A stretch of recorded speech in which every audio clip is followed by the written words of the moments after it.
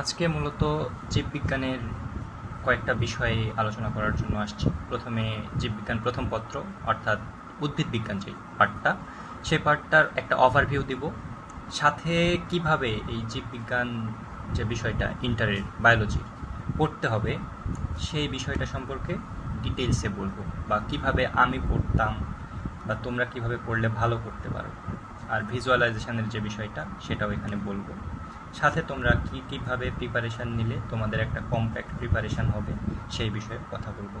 কিভাবে তোমরা question solve করবা, কিভাবে চ্যাপ্টার শেষ করবা, এবং চ্যাপ্টার শেষে কী করতে হবে, কী প্রিপারেশান নিতে হবে পড়ার সময়, সেগুলো সবগুলোই এর মধ্যে আলোচনা করা হবে। প্রথমেই যেটা বলতে চাইবো সেটা হচ্ছে যে আমাদের পড়তে কিভাবে হবে। তো আমি যে বিষয়টা বিশ্বাস করি সেটা হচ্ছে পড়াশোনার বায়োলজি, বিশেষ করে বায়োলজি পড়ার ক্ষেত্রে হিউম্যান মডেলটা কী। যদি একটা মানুষ আঁকাতে চাই তাহলে প্রথমে আমাদের একটা মাথা দেখাতে হয়, তারপরে গলা দিলাম, দুইটা হাত, দুইটা পা লাগবে। তো এটা তো আমরা সবাই জানি। তো একটা স্ট্রাকচার আমরা জানি, মানুষের স্ট্রাকচারটা কেমন হয়, একটা গরুর স্ট্রাকচার কেমন হয় সেটাও আমরা জানি। রাখাইছি গরু এক ধরনের রাখাইছি। আবার যদি একটা গাছ বলি তাহলে গাছের ছবি কেমন হবে, সাধারণত নর্মালি এরকম হয়ে থাকে গাছ। তো প্রত্যেকটা স্ট্রাকচার কিন্তু আমরা জেনে ফেলছি, জানি আমরা এই ধরনের স্ট্রাকচার হয়ে থাকে। তো আমরা যখন মানুষ বলবো তখন এরকম একটা স্ট্রাকচার আসবে, যখন গরু বলবো তখন এরকম স্ট্রাকচার, প্ল্যান্ট বললে এরকম স্ট্রাকচার। কিন্তু আমরা সবসময় যা পড়ি সেটাকে একটা ভিজুয়ালাইজেশন আমাদের মধ্যে আসে, সবসময় আসে না। এই ভিজুয়ালাইজেশনটা আমাদের মধ্যে আনতে হবে। যখন আমরা কী পড়তেছি সেটা সম্পর্কে আগে ওভারভিউ নিতে হবে, তারপরে সেই বিষয়টা ডিটেলস দিতে হবে স্টেপ বাই স্টেপ। তাহলে তুমি পড়াটা বুঝতে পারবে। তো বায়োলজিতে ঢোকার আগে তোমাকে এই বিষয়টা মাথায় নিতে হবে যে আমি আগে ভিজুয়ালাইজেশন নিব, ওভারভিউ নিব, তারপরে সেই বিষয়টা ডিটেলসে যাবো। ঠিক আছে, এখানে হিউম্যান মডেল অফ স্টাডি বলতে এই যে আমরা প্রথমে মাথা লাগাইছি। তো প্রথমে আমরা এই যে একটা হিউম্যান মডেল, মানে হিউম্যান বডি কীরকম হয় সেটাকে দেখার চেষ্টা করছি।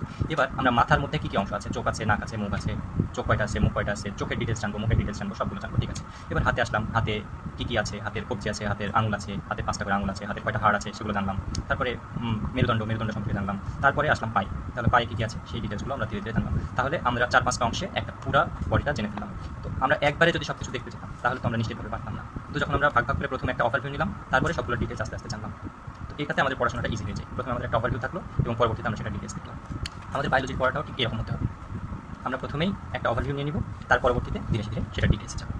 এবং ভিজুয়ালাইজেশনটা কেন এত ইম্পর্টেন্ট, আমরা যদি ভিজুয়ালাইজেশন ছাড়া পড়ি বায়োলজি আমরা কিছু মনে রাখতে পারবো না। যেমন আমি যদি একটা উদাহরণ দিই যে জিমনোস্পার্ম, এই জিমনোস্পার্মটা কী জিনিস, খাই না মাথায় দেয়, তাহলে আমরা প্রথমেই বুঝতে পারবো না যে এই জিমনোস্পার্মটা শুধু আমরা পড়ে যাবো। একটা যদি আমরা মুখস্থ করে যাই সেটা ছবি না দেখে বা কোনো কিছু না দেখে, তাহলে সেই বিষয়টা আমাদের মাথায় থাকবে না। কিন্তু যদি আমরা বুঝে বুঝে পড়ি যে এটা প্রকৃতির সাথে মিলাই পড়ি, সেটা আমাদের অবশ্যই মাথার মধ্যে থাকবে। সো ভিজুয়ালাইজেশনটা থাকতে হবে ওভারভিউয়ের সাথে, এবং পরবর্তীতে সেটা আমরা ডিপে প্রবেশ করব। দ্বিতীয় কথা হচ্ছে আমরা কী পড়বো পড়ার সময় কীভাবে আমরা কী আমাদের লাগবে। প্রথমত বই লাগবে, অর্থাৎ এইচএসসির যে বই সেটা লাগবে, ফার্স্ট পেপার, সেকেন্ড পেপার। দেন আমরা চ্যাপ্টার ওয়াইজ পড়বো, চ্যাপ্টার ওয়াইজ শেষ করবো। সাথে আমাদের বইয়ের পিছন দিকে, এই বইটা যদি বের করি, এই বইয়ের পিছন দিকে আমাদের কোশ্চেন দেওয়া আছে, যে বোর্ডের কোশ্চেন দেওয়া আছে, ঢাকা বোর্ডের কোশ্চেন দেওয়া আছে, এমসিকিউ দেওয়া আছে, সিকিউ দেওয়া আছে, সবগুলো দেওয়া আছে। আমরা চ্যাপ্টার ওয়াইজ একটা করে চ্যাপ্টার শেষ করবো।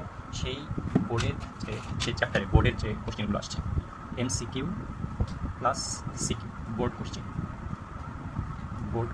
সলভ করবো। এর পরবর্তীতে সাথে মেডিকেল কোশ্চেনগুলো দেখে রাখবো, সাথে ইউনিভার্সিটি যেসব কোশ্চেন আসছে সেগুলো সলভ করবো। কারণ আমাদের যে বোর্ড কোশ্চেন আসে সেগুলো হচ্ছে স্ট্যান্ডার্ড কোশ্চেন, এগুলো যদি আমরা সলভ করতে পারি তাহলে ওই অধ্যায়টা সম্পর্কে আমাদের ধারণা যতটুকু থাকবে ততটুকুই ইনাফ। সাথে আমাদের মেডিকেলের কোশ্চেনগুলো থাকবে, এগুলো কি স্ট্যান্ডার্ড ধরে বাকি ইউনিভার্সিটিতে কোশ্চেনগুলো হয়, এবং সেগুলোই বারবার রিপিট হয়। যেখান থেকে কোশ্চেন আসে সেগুলোই বারবার রিপিট হয়, অন্যান্য কোশ্চেন কম আসে, যেগুলো আসে সেগুলোই বারবার আসে, এটা মাথায় রাখতে হবে। সো আমাদের কী করতে হবে, চ্যাপ্টার পড়লে সেটা থেকে এমসিকিউ এবং সিকিউ সলভ করার জন্য বোর্ড কোশ্চেন ফলো করতে হবে, সাথে মেডিকেল কোশ্চেন, ইউনিভার্সিটির কোশ্চেনগুলো করতে হবে। এর জন্য আমরা আগের টেস্ট পেপার কিনে রাখতে পারি। আচ্ছা, এটা তো গেল কী কী লাগবে সেই কথা। এবার আমি যদি এই বইটার অর্থাৎ বায়োলজি ফার্স্ট পেপারে ওভারভিউ দিতে চাই, তাহলে এর মধ্যে এখানে ওভারভিউ দেওয়া আছে। তোমরা যদি চাও তোমরা নিজেরা পড়তে পারো, কিন্তু আমি আগে সাজেস্ট করবো না তোমরা নিজেরা পড়ো। এখানে অনেক কিছু দেওয়া আছে, সব কিছু পড়ার দরকার নেই। আমি বলবো যে খুবই ছোট করে, ওভারভিউ খুব বড় নেওয়ার দরকার। আমরা যখন সেই চ্যাপ্টারের মধ্যে প্রবেশ করবো তখন আরও ডিটেলস জানবো, কিন্তু ওভারভিউ কতটুকু নিবা সেটাও আমি বলে দিচ্ছি। তোমাদের এই ফার্স্ট পেপার বইতে মোট 12টা চ্যাপ্টার আছে, অর্থাৎ উদ্ভিদ বিজ্ঞান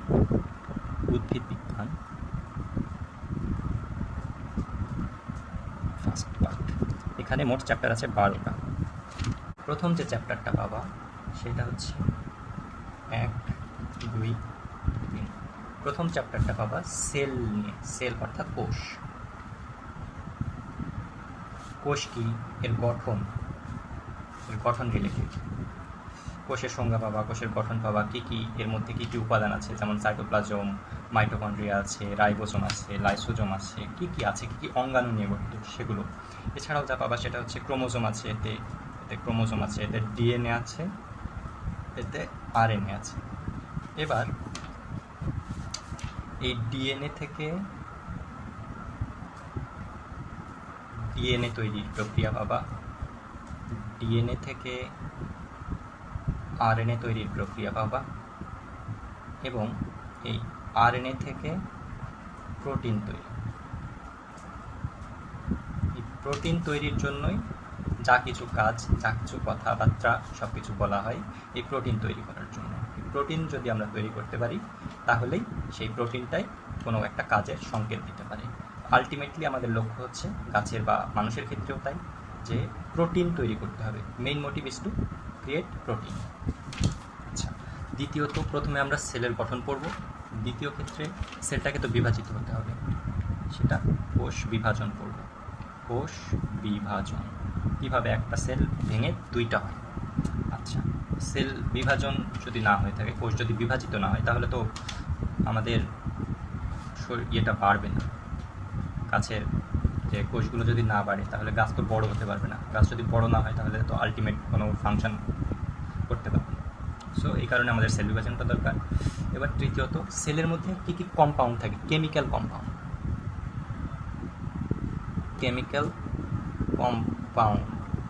ঠিক আছে।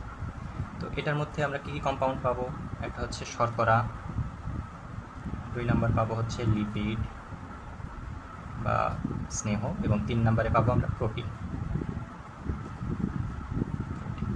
প্রোটিনের মধ্যে পাবো এনজাইম,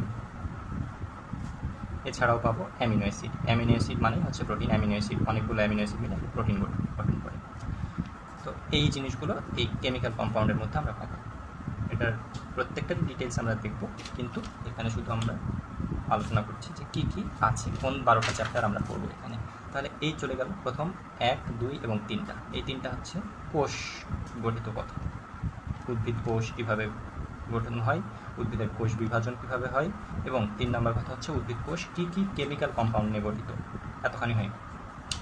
এবার যদি 4 নাম্বার ইয়েতে আসো, তাহলে তোমরা পাবা মাইক্রোবস, অর্থাৎ একটা ট্রানজিশান পাবা, কীভাবে ছোট একটা কোষ মানে এককোষী উদ্ভিদ থেকে শুরু করে কিভাবে একটা প্ল্যান্ট পর্যন্ত বিস্তার লাভ করছে। অর্থাৎ প্রথমে একটা এককোষী ছিল, ছোট উদ্ভিদ ছিল, ছোট ব্যাকটেরিয়া ছিল, সেখান থেকে ব্যাকটেরিয়া থেকে তারপরে আমরা মস পাইছি, ফার্ন পাবো, সেখান থেকে তোমরা এখন বলতেছো মস কি, ফার্ন কি। এই জন্য আমি বলছিলাম যে ভিজুয়ালাইজেশনটা আমাদের খুব বেশি দরকার। ভিজুয়ালাইজেশন ছাড়া মস কি, ফার্ন কি, কোনটা কি, কোনটা কত বড় উদ্ভিদ সেটা যদি না জানো, তাহলে এই ভিজুয়ালাইজেশনটা ছাড়া বায়োলজি পড়া খুব টাফ হয়ে যাবে। আচ্ছা, তো এখানে আমরা দেখব 4 নম্বর অধ্যায়ে এসে আমরা দেখব যে মাইক্রোবস বা অণুজীব নিয়ে কথাবার্তা বলা আছে। এরপরে আমরা দেখব এর মধ্যে আছে ভাইরাস, এর মধ্যে আছে ব্যাকটেরিয়া খুবই ক্ষুদ্র, ভাইরাস ব্যাকটেরিয়া চোখে দেখা যায় না। এরপরে যদি আসি তাহলে আমরা পাবো হচ্ছে অ্যালগি মানে শৈবাল, যেটাকে আমরা বলি ফানজাই পাবো আমরা 5 নম্বর চ্যাপ্টার। 6 নম্বর চ্যাপ্টারে গেলে পাবো ব্রায়োফাইট, এবং টেরিডোফাইট হচ্ছে ফার্ন।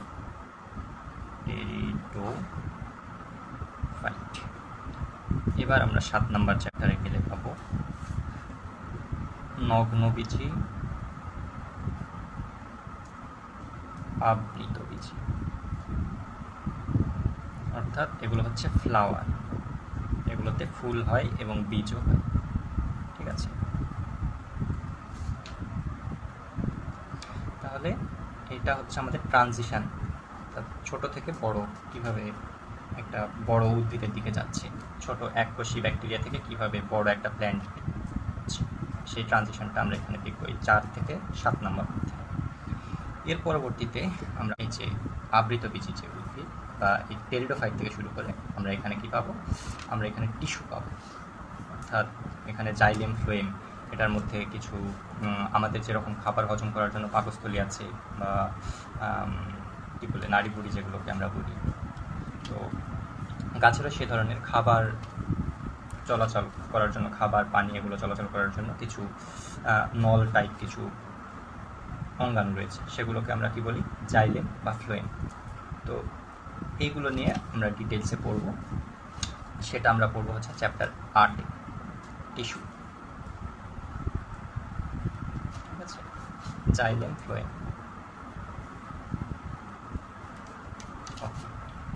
এবার 9 নাম্বার চ্যাপ্টারে আমরা পড়ব, সেই তো টিস্যু তো পড়লাম, জাইলেম ফ্লোয়েম পড়লাম। এবার সেখান দিয়ে কি খাবার তৈরি করার জন্য, খাবার খাবার বা লবণ প্লাস পানি সরবরাহ করার জন্যই তো এই নলগুলো ছিল।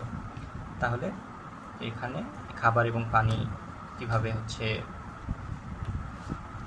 শোষণ করবে বা খাবার তৈরি করবে, এই পানি যাবে এবং যাওয়ার মাধ্যমে সালোক সংশ্লেষণ হবে, সংশ্লেষণ কীভাবে হবে এবং সেই সালোক সংশ্লেষণের ফলে গাছ যে খাবারটা তৈরি করবে সেটা কিভাবে উদ্ভিদের কাজে লাগবে, সেটার জন্য আমাদের পড়তে হবে শ্বসন। তাহলে এই চ্যাপ্টার 9-তে আমরা পাবো খাবার বা লবণ পানি কিভাবে উদ্ভিদ মাটি থেকে উদ্ভিদের পাতায় যাবে, পাতায় কিভাবে সালোক সংশ্লেষণ হয়ে খাদ্য তৈরি হবে, সেখানে থেকে কিভাবে শ্বসন হবে, সেই বিষয়গুলো আমরা চ্যাপ্টার 9-এ দেখব। এরপরে চ্যাপ্টার 10-এ এসে আমরা দেখব কিভাবে উদ্ভিদের বংশ বিস্তার করবে কিভাবে।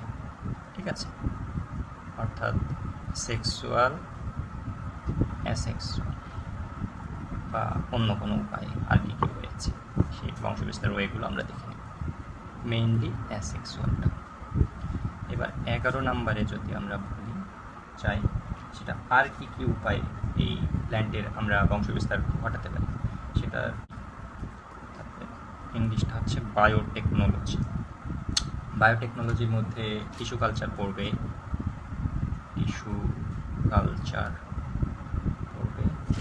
জেনেটিক ইঞ্জিনিয়ারিং,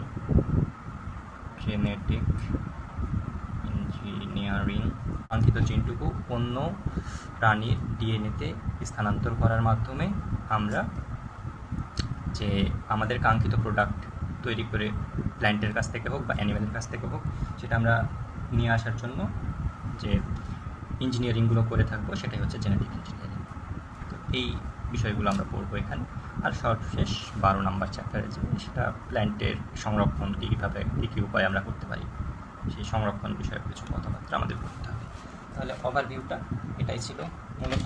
প্রথম 3টা চ্যাপ্টারে আমরা দেখব যে কীভাবে সেল কী জিনিস, সেলের গঠন, সেলের কী কী অঙ্গাণু আছে কোষের ভিতরে, দ্বিতীয়ত সেটা কীভাবে বিভাজিত হচ্ছে, 3 নাম্বারটা কীভাবে সেই কোষটা গঠিত হয়েছে, কী কম্পাউন্ড আছে, শর্করা, লিপিড, প্রোটিন, এই হয়ে গেল কোষ রিলেটেড কথা। এবার 4, 5, 6 এবং 7 নাম্বার চ্যাপ্টারে আমরা অণুজীব থেকে শুরু করে বড় একটা আবৃতবীজী উদ্ভিদ পর্যন্ত কীভাবে কী ট্রানজিশন হয়েছে এবং এদের ডিটেলস সম্পর্কে জানার চেষ্টা করব 1 by 1। এবং এর পরবর্তীতে এই গাছের ভিতরের যে নল আছে, যে জাইলেম ফ্লোয়েম আছে, সেগুলো সম্পর্কে জানার চেষ্টা করব। এবং এরপরে সালোক সংশ্লেষণ, শ্বসন কীভাবে হয়ে থাকে, খাবার কীভাবে তৈরি করে, পানি কীভাবে শোষণ করে, লবণ, খনিজ লবণ, এগুলো কীভাবে গাছ মাটি থেকে উপরে পাতা পর্যন্ত পৌঁছায়, সেগুলো সম্পর্কে জানবো এই অধ্যায়ে, অর্থাৎ উদ্ভিদ শরীরতত্ত্ব। এবং এটা আমাদের গাছের তো বংশ বিস্তার করতে হবে, তো সেটা কীভাবে সংখ্যা বৃদ্ধি করবে, সেই সংখ্যা বৃদ্ধির উপায়টা। এবং এছাড়া মানুষের জন্য, অর্থাৎ আমরা নিজেদের জন্য এই বংশ বিস্তার, এই পদ্ধতিগুলো ছাড়া আর কী কী পদ্ধতিতে আমরা আমাদের কাঙ্ক্ষিত প্রোডাক্ট গাছ থেকে পেয়ে যেতে পারি, সেটাই জীব প্রযুক্তির মাধ্যমে কীভাবে করতে পারি সেটা দেখব, এবং সেই সংরক্ষণের বিষয়গুলো দেখে নেব। এবং এই যে ট্রানজিশনের কথাগুলো বলতেছিলাম 4 থেকে 7 নম্বর অধ্যায়, এইটা কীভাবে আমরা দেখব, থ্যালোফাইট থেকে ব্রায়োফাইট, টেরিডোফাইট, জিমনোস্পার্ম, অ্যাঞ্জিওস্পার্ম, যে লেখাটা যা আছে সেগুলো দেখতে হবে না। জাস্ট এখানে মেইন কথাটা হচ্ছে যে ভিজুয়ালাইজেশন। আমাদের দেখতে হবে যে আমরা প্রথমে এটাতে হচ্ছে কোনো দেহ দেখা যাচ্ছে না বা কোনো স্ট্রাকচার বোঝা যাচ্ছে না যে এখানে কোনো পাতা আছে বা কিছু আছে, এগুলো হচ্ছে আণুবীক্ষণিক যে জীবগুলো, যেমন অ্যালগি, এই যে থ্যালোফাইটস। এবার ব্রায়োফাইটস বলতে আমরা কী বোঝাই, মস বা লিভারওট যেগুলো, এগুলোতে কোনো রকম যে পাতা সদৃশ অংশ সেটা বোঝা যাচ্ছে, কিন্তু কোনটা পাতা, কোনটা কাণ্ড, কোনটা মূল, সেটা আলাদা করা যায় না। এটা হচ্ছে আমাদের ব্রায়োফাইটস। এখানে কিন্তু ভ্রূণ হয়, এই যে টেরেস্ট্রিয়াল পার্ট এইটা। এবার টেরিডোফাইটস, এই টেরিডোফাইটস যেগুলোকে বলতে আমরা বুঝি সেটা হচ্ছে ভাঁড়। এগুলোতে আমাদের ভাস্কুলার টিস্যু, প্রথম ভাস্কুলার প্ল্যান্ট হচ্ছে এইগুলোই, অর্থাৎ আস্তে আস্তে আমরা প্ল্যান্টের দিকে আগাচ্ছি, বড় প্ল্যান্টের দিকে। এবার এই দুইটা জিমনোস্পার্ম এবং অ্যাঞ্জিওস্পার্ম দুইটাতেই আমাদের সিড হয়, কিন্তু একটা সিড হচ্ছে ঢাকা থাকে ফলের অংশ দিয়ে, আর একটা সিড হচ্ছে ঢাকা থাকে না। অর্থাৎ এটা যেমন ধরো এটা আম গাছ যদি বলি, আম গাছের সিডটা আম গাছের আম দিয়ে ঢাকা থাকে, আম ফল দিয়ে, আর এটাতে হচ্ছে এই যে সিডগুলো বাইরে দেখা যায় জিমনোস্পার্মের ক্ষেত্রে। তারপরে অ্যাঞ্জিওস্পার্ম। তো আমাদের ভিজুয়ালাইজেশনটা দরকার, এই যে ট্রানজিশনটা। তো আমাদের এখন এই যে 4 থেকে 7 নম্বর অধ্যায়ে আমরা যেটা বলছি, থ্যালোফাইট থেকে এই জিমনোস্পার্ম পর্যন্ত, এগুলো পর্যন্ত পড়লেই এর মধ্যে কিছু কিছু ডিটেলস আমরা যদি দেখি তাহলে 4 থেকে 7 নম্বর অধ্যায়টা শেষ আমাদের। এরপরে আমরা বাকিগুলো দেখতে পারবো ধীরে ধীরে।